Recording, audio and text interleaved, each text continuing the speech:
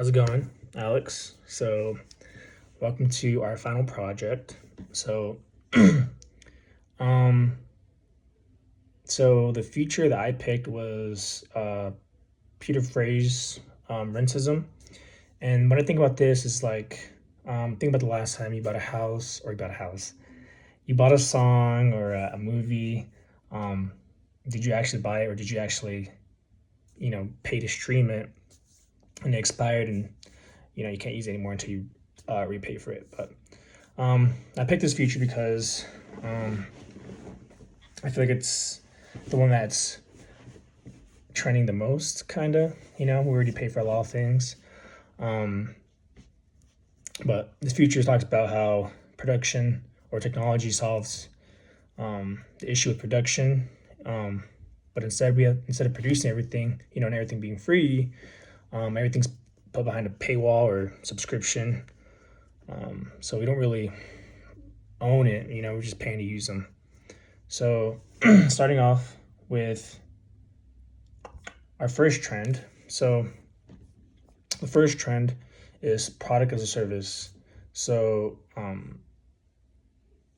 companies are shifting from ownership to subscriptions. So in the book, the example that Phrase uses, John Deere, they were going to take legal action because they were trying to modify their tractors, but John Deere said that you don't really own it. You're paying for the license to use it.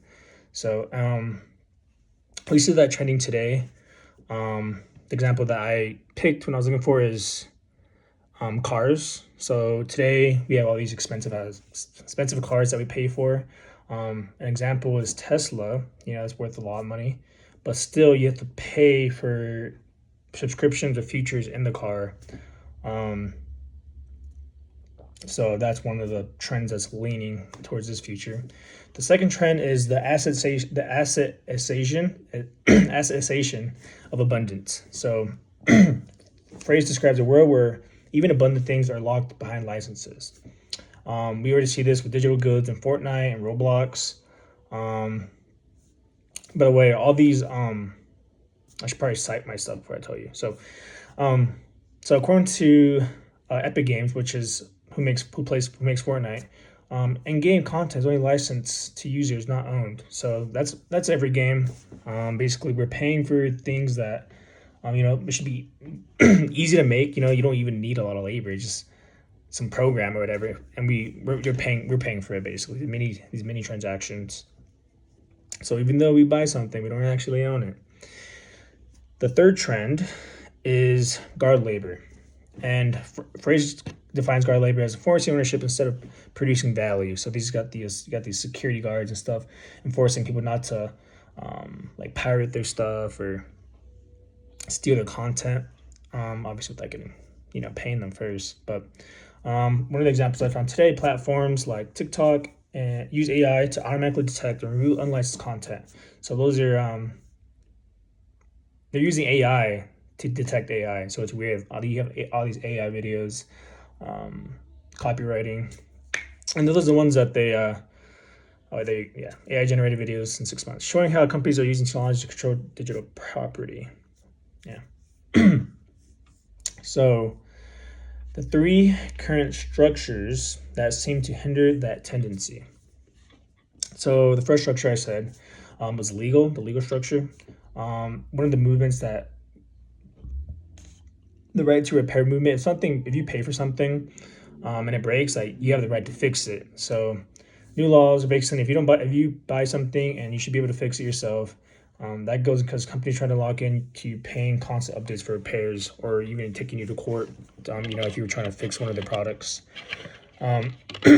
Second is the market structure. So open source alternatives. A lot of people and companies are just watching the free options like Linux and OpenAI tools to avoid subscriptions and vendor lock-ins, which makes it harder to change real rent on digital products. Then you have a technological structure. Encryption and decentralization with stronger encryption and decentralized networks. So it's harder for companies to track and control how people use or share data content or digital content, which weakens that whole uh, the renting renting the product or service. So, 4, design a marketing plan to promote this idea. So segmentation. So I chose psychographic segmentation because this feature depends on people's mindsets. I'm targeting people who value convenience, flexibility over ownership. They don't really care about owning things. They just care about being able to use it when they want. Targeting. So for targeting, I'm targeting people who already rely on subscriptions or already on their phone. Like we're talking about that like 8+ hour a day. I forgot what it's called, but you're on your phone for more than 8 hours a day.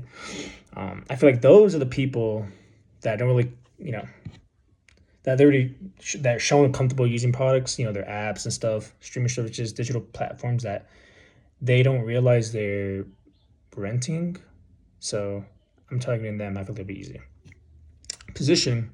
My slogan would be all the benefits, none of the ownership hassle. So renting is easier, more flexible, and requires less commitment than owning. Then I would kind of like market it as like renting. There's pros and cons to renting and owning a house.